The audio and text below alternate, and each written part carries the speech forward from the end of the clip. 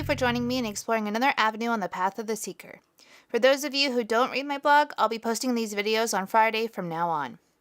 Today, I'm going to use an example from my own life to illustrate how the hero's journey is a reflection of the path of the seeker. As we discussed before, not all stories have all of the elements. They outline that Joseph Campbell was more of a guide, and some choices actually negate others, such as skipping over all the steps and going straight to the treasure. I had this dream when I was going through the depths of the dark night of the soul in 2014. At the time, I was mostly aware of the hero's journey and how it applied to writing. I had not read any of Joseph Campbell's books. I didn't realize how closely this dream resembled the steps in the hero's journey that he outlined. Some might call this a vision. For me, the dream was a bit prophetic. During my own journey, I would discover a lot of the elements from this dream in books that were completely unrelated to Joseph Campbell's work. Again, it's kind of funny that until I did these videos just recently, I didn't realize how closely this dream resembled Joseph Campbell's hero's journey. I'm going to take you through the dream, and we will see how it matches up with the hero's journey. At the start of the dream, I was at the entrance of a cave. I knew that I was a reporter and that I meant to visit a remote village of people. I was to go there, observe, and return home. My husband Ross was with me, and another gentleman. This would be the call to adventure. As Ross and I entered the cave, we discovered there was a stream that ran through it and spiders the size of small dogs. The gentleman who'd entered the cave with us became frightened, turned around, and ran back out. This would be the refusal of the call. My husband Ross and I, however, continued on. The spiders were nothing more than furry little tarantulas that weren't going to hurt anyone. As we came out of the cave, we were presented with quite a sight. To the left were these machines producing all sorts of indulgent, unhealthy foods in tremendous quantities. There was a huge Slurpee machine. A machine produced stacks of Twinkies, another producing tons of fries. There were a lot of people over there indulging in all of these treats. To the right, there was a Hindu step temple, all but abandoned. There were vines growing all over it, and a monk meditating on the stairs leading up to the entrance. My husband went towards the giant Slurpee machine, and I went to the temple.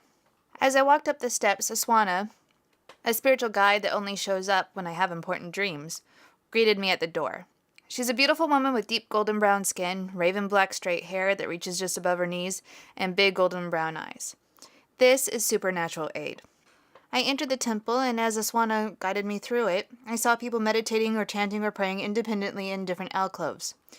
This is the crossing of the threshold. Aswana took me to a private room and left me there where this beautiful blue waterfall was coming down. I took a really amazing refreshing bath in this water and felt cleansed and rejuvenated. To me, this represents the belly of the whale. After I was done, Aswana took me to an adjacent throne room, although there was simply a monk at the center of the room sitting with his legs crossed. As I watched, he levitated. I commented to Aswana that that wasn't possible, and she told me that I would be learning from him. For me, this training would be the road of trials. As I was trained by the monk to do many things in this sequence, much like a movie montage, I saw myself reading, practicing meditation, and going about chores around the temple. Everything I undertook had a reason and a purpose that connected to the training that I was undergoing. I suppose this could also be the mystical marriage. In the dream, it finally came to a test. Could I levitate? I was in the throne room again with the monk, and I levitated with ease. The trick was to make yourself think that your body was so light it would no longer rest on the ground. There was no physical effort required, but simply a change in the way I perceived my body. For me, this would represent atonement with the Father, because the monk represented the highest spiritual authority in the temple.